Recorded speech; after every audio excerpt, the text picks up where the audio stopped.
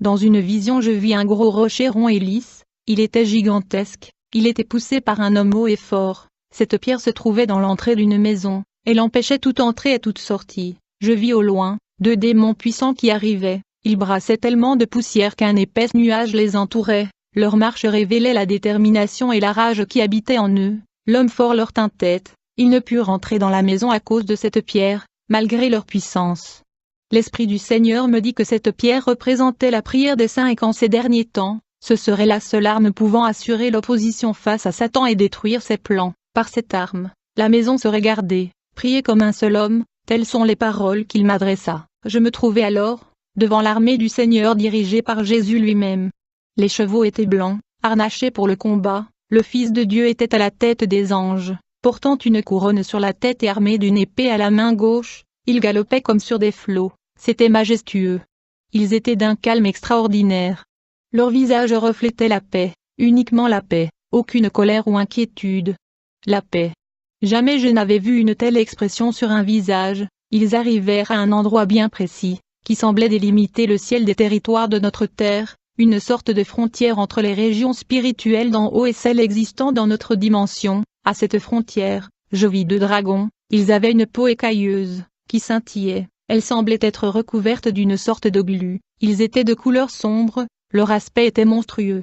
Ils se faisaient face et ils sortaient de grandes flammes de leur bouche, du fait de leur position. Ces flammes formaient une sorte de barrière infranchissable. L'Esprit du Seigneur me dit que ces 2 monstres étaient les puissances ancestrales qui régnaient sur les Antilles. Il se passa alors quelque chose qui me remplit de joie et d'émerveillement.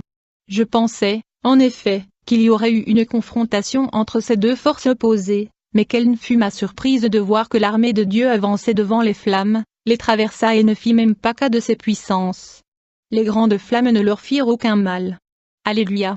Cet épisode me rappela l'aventure des 3 Juifs et de l'ange dans la fournaise. Ils continuèrent leur chevauchée et arrivèrent dans une grande plaine. Ce lieu me paraissait familier, il semblait que nous étions dans la savane de pétrification, sur la commune de Sainte-Anne, au sud de la Martinique. Là, ils s'arrêtèrent, comme attendant un signal. Les chevaux broutaient l'herbe et les cavaliers étaient toujours dans le silence, scrutant l'horizon avec détermination. Leur regard était tourné vers le nord de l'île. Je tournai aussi les yeux dans cette direction, et je pus voir distinctement la montagne pelée, et j'ai ressenti de regards remplis de colère de forces mauvaises cachées dans ce lieu. Il semblait que le nord de l'île était un pôle de puissance maléfique. Le Seigneur a donné l'ordre à son équipe de mener la bataille pour notre pays la Martinique. L'armée du Seigneur est descendue dans les régions basses pour livrer le dernier combat. En effet, il n'y aura pas d'autre combat, et les enfants de vos enfants récolteront les bénéfices. Je vous donne la grâce de participer à ces combats ce soir. Le grand appel à se joindre à la bataille est lancé, le 10 janvier. L'expérience merveilleuse que le Seigneur me faisait vivre continua. Je fus de nouveau ravi, en plein milieu de l'adoration, mais ce soir-là les choses se passèrent différemment. En effet, alors que l'Esprit de la grâce venait de me toucher, j'entendis une voix qui me dit, « Tu es un menteur, le Père ne viendra pas te prendre ce soir. » Je sus que cette voix n'était pas celle de l'Esprit. Je la rejetai donc immédiatement, et invoqua le nom et le sang de Jésus. J'étais très fatigué. À cet instant, je vis devant moi un homme vêtu de noir. Il avait une beauté superficielle, et ses traits reflétaient la méchanceté. Je sus qu'il s'agissait de Satan. Il me regardait fixement. Ses yeux brillaient d'un éclat de pure méchanceté. Il ne prononça pas un mot, mais la colère était visible sur son visage, et son expression témoignait une vraie haine et un mépris profond à mon égard. Je vis de même, à mes côtés, 2 anges revêtus de robes blanches, et plus loin, aux côtés de Satan, 2 démons. Jamais je n'avais vu de telles choses. Ils étaient impressionnants. Revêtus d'une armure, mesurant plus de 3 mètres, ils étaient largement plus musclés que les plus gros bodybuilders de notre siècle. Ces 2 êtres me barraient la route vers le royaume. Je pris autorité pour les chasser au nom de mon Seigneur, mais j'étais très affaibli. Ils ne bougeaient pas, néanmoins ils ne pouvaient pas m'approcher. C'est alors que j'entendis le peuple de Dieu, assemblé dans la salle, commencer à prier en langue avec autorité. L'Esprit de Dieu les avait inspirés pour qu'ils me viennent en aide alors qu'ils ne connaissaient pas ma situation. Merveilleux Saint-Esprit, je me sentis reprendre des forces. Mon esprit fut fortifié et je réussis à passer à travers cette opposition. Ces 2 démons étaient paralysés, ils me regardèrent passer à côté d'eux, impuissants. Gloire soit rendue à Dieu pour l'autorité qu'il nous donne sur toute la puissance des ténèbres. Je vous donne l'autorité de marcher sur les serpents et sur les scorpions, et sur toute la puissance de l'ennemi, et rien ne vous nuira. Je me sentais libéré. Ce soir-là, je me vis monter dans une sorte de tunnel transparent. Nous arrêtâmes notre ascension. Je me retournai et vis les deux démons en bas. Je regardais en haut et vis une haute montagne avec une vive lumière. C'était splendide. Je regardais autour de moi et je pouvais voir l'univers. Des étoiles qui bougeaient, des planètes en mouvement. Ce n'était nullement l'univers silencieux et noir que nous connaissons. Je pus entendre de même des chants. Il semblait que c'étaient les étoiles qui chantaient. Vous avez bien lu. Elles chantaient des louanges à Dieu. Je vous assure que la création vit et honore le Créateur. Comprenez que la réalité que nous connaissons n'a rien à voir avec celle qu'il m'a été permis de découvrir. Il y avait une telle harmonie, une telle paix. Je n'oublierai jamais ce spectacle. À ce moment, l'un des anges m'adressa la parole et me dit que notre assemblée serait attaquée par des démons tels que ceux que j'avais vus et que sans prière elle ne tiendrait pas devant leur attaque car ils sont très puissants. Il insista sur l'importance de la prière par l'esprit qui est forte et puissante. Il me dit que sans cela l'atmosphère serait pesante et insoutenable sur le peuple de Dieu. Puis il me mena dans la ville souterraine située sous Saint-Pierre. Mes amis, c'était effrayant. Je ne pouvais en croire mes yeux, c'était une véritable ville sous la ville. Elle sembla avoir été fortement ébranlée, ses bâtiments tremblaient, des pierres en sortaient et tombaient lourdement au sol. J'avais l'impression que je ne pourrais jamais sortir de ce lieu ténébreux. Je vis le trône du diable, noir, portant des pierres précieuses rouges vifs. Ce trône était vide, je n'y vis aucun habitant, mais je ressentais leur présence, ils s'étaient cachés, remplis de peur. Je ne pourrais vous donner une description précise de cette cité tant les choses allèrent vite, mais ce que je peux vous affirmer, c'est qu'elle est réelle. Selon ce que j'ai pu voir des bâtiments, l'architecture était soignée et l'œuvre d'un esprit intelligent, le sol était pavé et propre, cette ville semblait organisée comme toutes les villes de notre dimension. L'esprit me dit que ce tremblement était la conséquence de la naissance du géant. Le monde spirituel avait été ébranlé par l'arrivée des anges. Le 12 janvier fut un jour de vision et de grandes révélations, principalement pour mon île de la Martinique.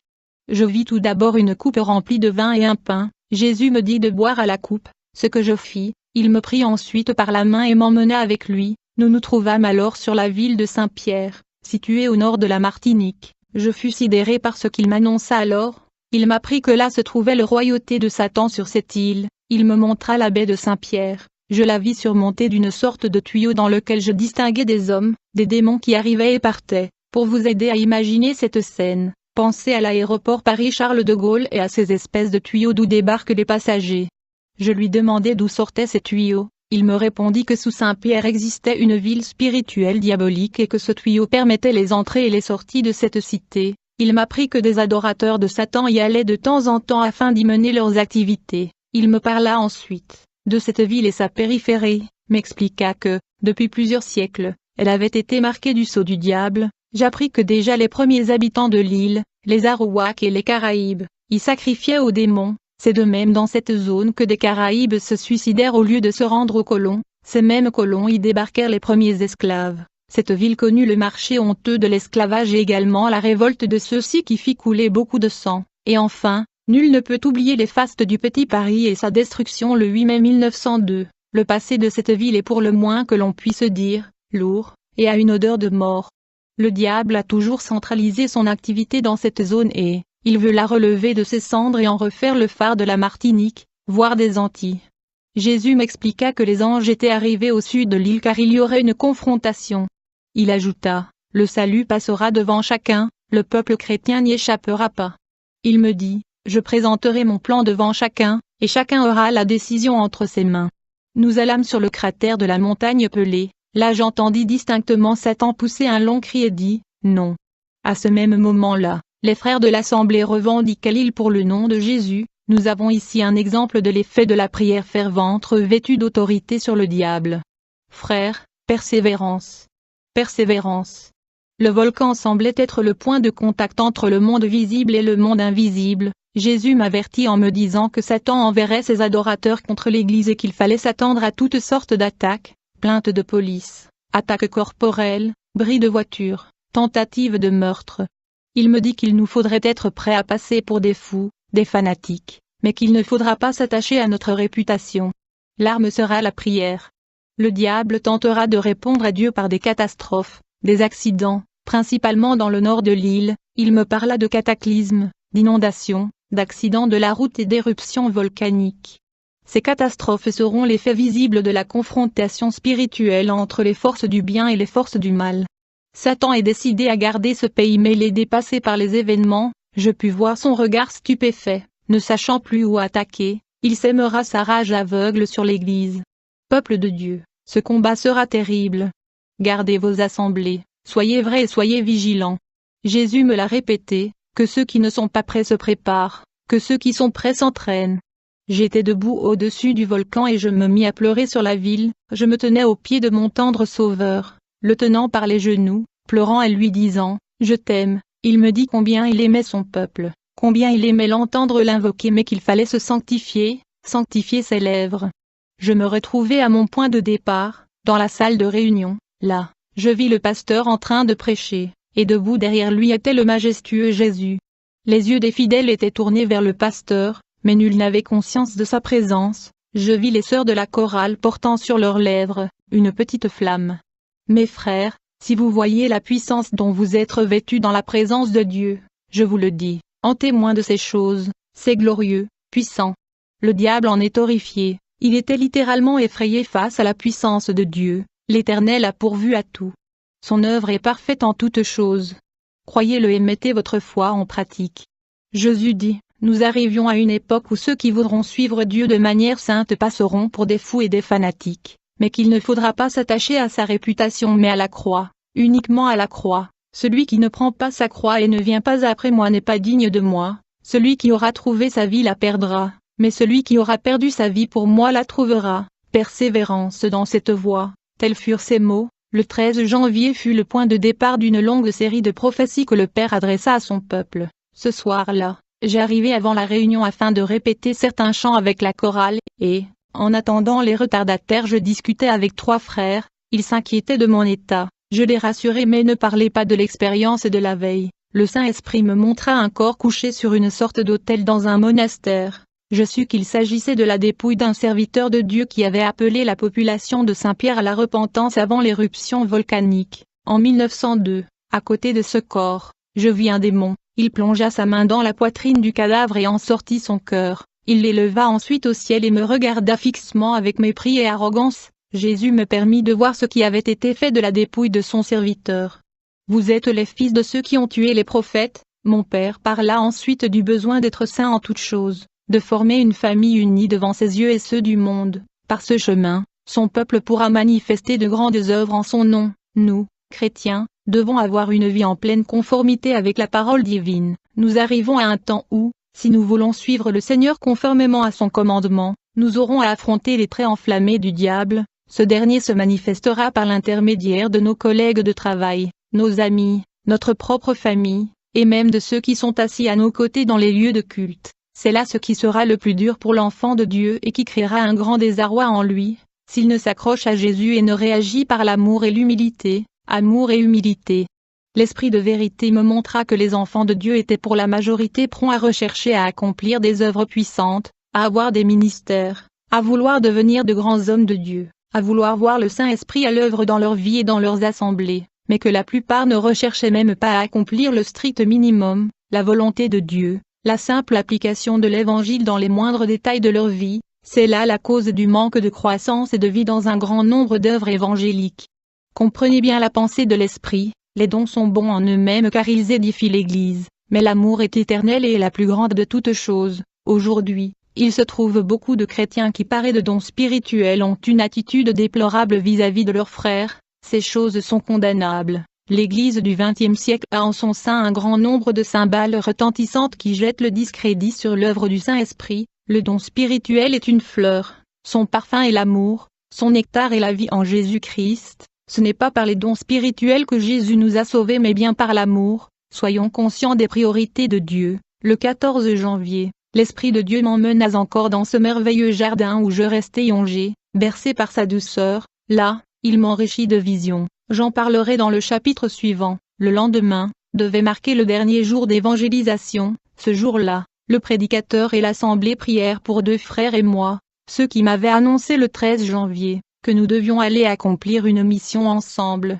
car nous devions aller à Saint-Pierre le lendemain même, de bonne heure, afin d'avertir le peuple de ce qui devait se passer dans cette ville et de les appeler à la repentance. Alors que l'on priait pour moi, le Saint-Esprit me ravit de nouveau et me mena dans un lieu qui de l'extérieur ressemblait à un caveau de la couleur du cuivre. Je pénétrai à l'intérieur et me trouvai devant un trône. Sur celui-ci il y avait un être immonde, un prince de démons. Sa souillure et sa laideur étaient insoutenables. Il portait une tête de veau, avait des yeux rouges vifs, il avait des pieds de bœuf, des mains d'homme avec des ongles épais et noirs. Il portait un anneau à sa main gauche et était couvert de poils noirâtres. Mon attention s'arrêta sur son anneau, telle une chevalière, de la couleur du cuivre. Il représentait des serpents enchevêtrés les uns aux autres. Devant ce monstre, il y avait un autel avec des cadavres fumants. Quelle ne fut pas ma surprise et mon horreur, lorsque je réalisai qu'il s'agissait de cadavres humains. À ce moment, ce démon prit une coupe et la déversa sur cet autel, le liquide qui en sortit était du sang. Dès cet instant je pus voir plus précisément sa peau, elle était faite de peau humaine séchée. Ce spectacle était horrifiant. L'esprit me révéla qu'il s'agissait du prince qui régnait sur la ville de Saint-Pierre.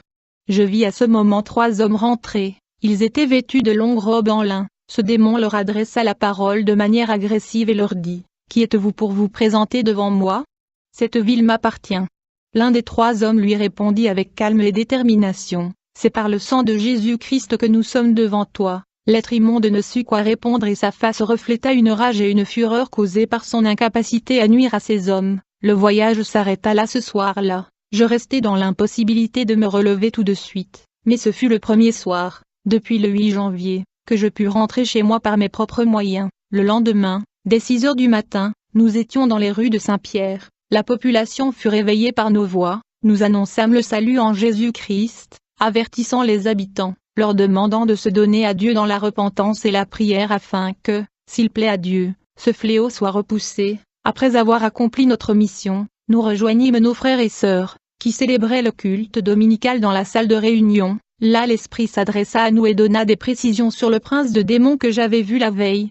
Il nous révéla son nom, Abalakam. Les 15 jours qui suivirent furent des jours normaux, comparés à ce que j'avais connu auparavant. Je tentais de mettre au clair mes pensées, de retranscrire ce que j'avais vu et entendu. Je ne me doutais pas que le Seigneur avait encore des choses à révéler à la lumière pour son peuple. Ainsi, le dimanche 30 janvier, j'arrivai assez tôt à la salle de culte afin de répéter avec mes sœurs de la chorale. Alors que nous étions en train de prier, je fus dans l'impossibilité de prononcer un seul mot. Je sentais l'Esprit de Dieu me couvrir et me prendre de nouveau. Je ne m'attendais pas à ce qu'il agisse encore de cette manière. Je pus entendre les voix des sœurs qui pleuraient puis plus rien. Mon être tout entier était imbibé de mon tendre Saint-Esprit. Quel délice! Après un moment je ne pourrais dire combien de temps s'était écoulé. L'Esprit de Dieu me mena devant un défilé d'âmes. Ce défilé était composé d'hommes et de femmes. Ils avaient l'air si tristes et fatigués. Ils avançaient d'un pas lent, entraînant les pieds vers une sorte de bouche grande ouverte. Je pus voir que l'intérieur de cette bouche était ténébreux. Ensuite, je fus emmené dans une sorte de grande salle. Elle me fit penser à une salle de conférence. Jésus était à mes côtés. Là je vis Satan sur une estrade, entouré de principautés diaboliques. Il parlait, discourait devant cet auditoire silencieux. Après un bref coup d'œil, je vis qu'il y avait non seulement des esprits de démons, mais aussi des hommes politiques et religieux de l'actualité martiniquaise dans ce lieu. Ils étaient présents en esprit, assis aux côtés de démons et écoutaient le prince des ténèbres. Je ne pus en croire mes yeux, ces hommes qui avaient les honneurs et le respect de la population, qui plaçaient grâce au bulletin de vote des électeurs, avaient en public un discours de paix, de développement économique, social, culturel pour le pays,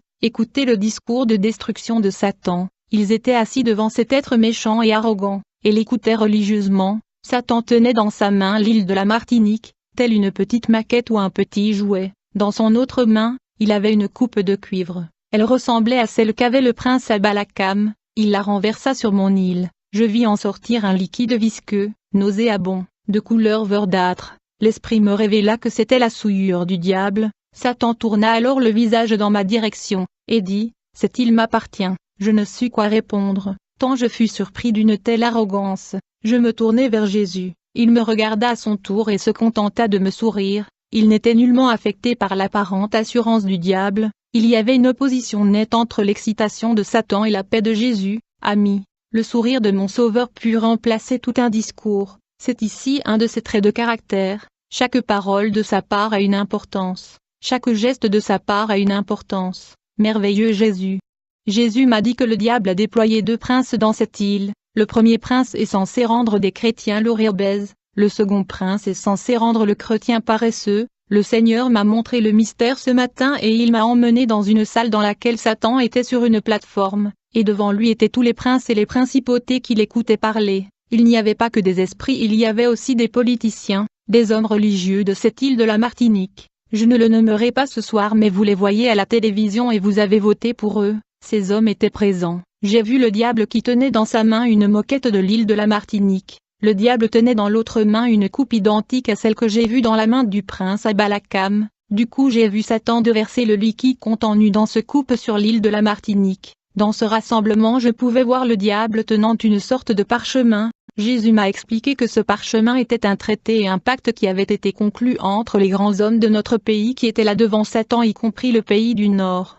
Jésus voulait dire la communauté européenne de notre pays. L'accord économique entre la Martinique et le continent européen était écrit dans cette parchemin. Il m'a expliqué que cette pacte avec le diable était censé apporter beaucoup les troubles dans le pays. Jésus me rappela que c'est la proclamation de la bonne nouvelle de l'évangile du royaume de Dieu qui devait être la priorité de l'Église. Le Seigneur a besoin de chacun de nous. Jésus me dit, le traité et pacte dans ce parchemin permettra aux forces démoniaques de pays de froid d'envahir l'île de Martinique. Le Seigneur a parlé de forces obscures venant de pays divers. Dans l'île de la Martinique, qui sera bientôt envahie par les principautés démoniaques et les autorités des pays du Nord, qui apporteront beaucoup de misère, beaucoup de chômage. Une fois que ce traité est scellé avec du sang, beaucoup de gens vont perdre leur emploi, beaucoup se donneront la mort parce qu'ils ne sauraient pas quoi faire face à cette crise qui viendra. Les hommes iront aux autorités pour protester. Les autorités vont appeler les forces militaires, les forces de police. Il y aura la confrontation entre les gens et ces forces militaires qui seront influencées par ces forces spirituelles,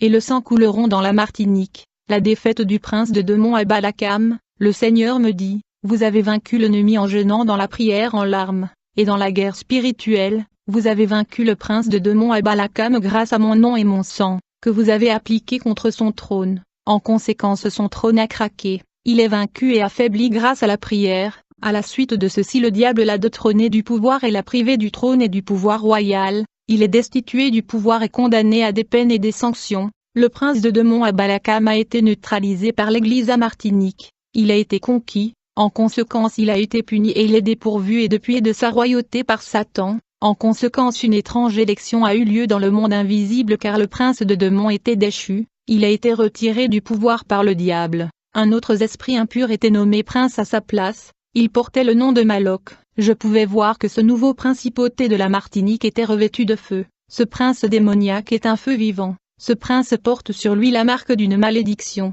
Il a la tête d'un serpent avec 2 langues sortant de sa bouche. Sur chacune de ses langues était une couronne. Il portait un manteau en peau humaine. Son vêtement était la peau humaine. Le Seigneur m'a dit que ce prince de démons au nom de Maloc avait un grand pouvoir d'adultère, de fornication et de blasphème. Il devait remplacer le prince démoniaque Abalakam qui a été licencié par Satan à cause de son manque de résistance à la prière et à l'autorité de Jésus. Le Seigneur me dit je vous donne son nom pour que dans vos prières vous puissiez le combattre avec les armes que je vous ai données. Jésus me dit, si vous ne vous levez pas contre ce nouveau prince qui a été couronné la lutte sera encore plus difficile. Vous devrez invoquer et appliquer à nouveau mon sang contre cette couronne et ce prince. C'est mon appel à vous tous pour rejoindre cette guerre. Chacun de vous est appelé à rejoindre la bataille. Si vous rejetez cet appel vous allez perdre une grande bénédiction. Mais si vous décidez de rejoindre la bataille pour votre pays comprenez que l'utilisation de mon nom sans la sainteté et la vie de prière ne fonctionneront pas. Il ne suffit pas de dire au nom de Jésus-Christ vous devez vous sanctifier avant de rejoindre cette campagne de guerre.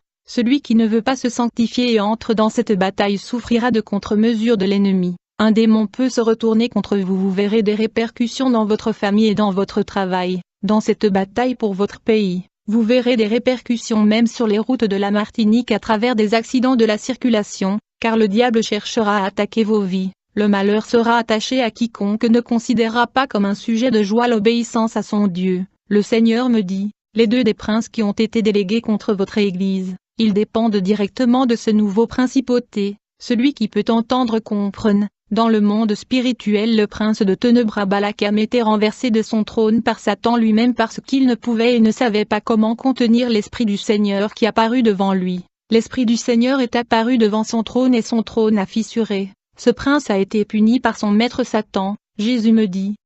Chaque année il y avait une élection dans le royaume de Satan et un nouveau prince de démons qui était plus méchant et malveillant que le précédent était nommé. C'était l'occasion pour la fortification des troupes de Satan déjà sur place en Martinique. C'est aussi une manière qu'ils reçoivent un nouveau pouvoir pour continuer leur travail de destruction des hommes. Jésus me dit, c'était la raison pour laquelle la situation spirituelle de mon pays se détériorait gravement d'une année à l'autre. Jésus m'a aussi révélé que les pouvoirs ont été renforcés dans leur travail contre les chrétiens. Jésus dit, Satan a délégué 2 princes des démons contre votre assemblée, qui ont 2 missions. Le premier prince est censé vous rendre lourd et obèse, vous ne serez plus capable de jeûner et prier, vous ne pourrez pas intensifier votre action spirituelle, vous serez lourd et lent, l'Église sera paralysée à cause de la paresse et la lassitude. Le second prince a pour but de semer le doute dans votre cœur, qui donnera naissance à l'inactivité qui va engendrer la paralysie. Vous allez tourner en rond, quand vous vous demandez que sommes-nous supposés faire pour le Seigneur.